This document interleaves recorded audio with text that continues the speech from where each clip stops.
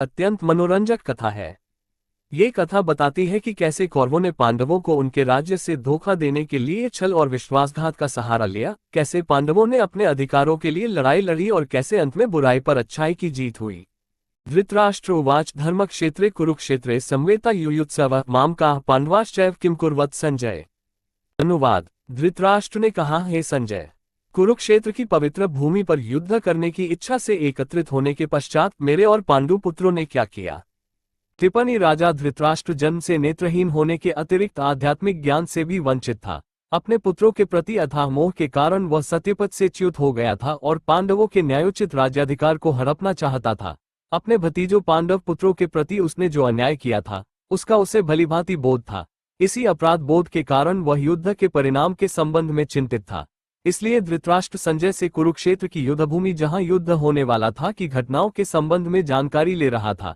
इस श्लोक में धृतराष्ट्र ने संजय से यह प्रश्न पूछा कि उसके और पांडव पुत्रों ने युद्धभूमि में एकत्रित होने के पश्चात क्या किया। अब यह एकदम स्पष्ट था कि वे युद्धभूमि में केवल युद्ध करने के उद्देश्य के लिए एकत्रित हुए थे, इसलिए ये स्वाभाविक ही था कि वे युद्ध करेंगे। धृतराष्ट्र को ऐसा प्रश्न करने की आवश्यकता क्यों पड़ी कि उन्होंने युद्धभूमि में क्या किया। धृतराष्ट्र द्वारा धर्म क्षेत्रे धर्मभूमि शब्द का प्रयोग करने से उसकी आशंका का पता चलता।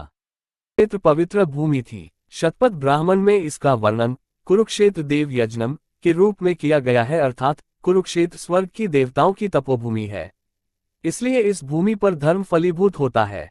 धृतराष्ट्र आशंकित था कि कुरुक्षेत्र की पावन धर्म भूमि के प्रभाव के परिणामस्वरूप उसके पुत्रों में कहीं उचित और अनुचित में भेद करने का ऐसा विवेक जागृत न हो जाए कि वे ये सोचने लगे कि अपने स्वजन पांडवों का संहार करना अनुचित और धर्म विरुद्ध होगा और कहीं ऐसा विचार कर वे शांति के लिए समझौता करने को तैयार न हो जाएं।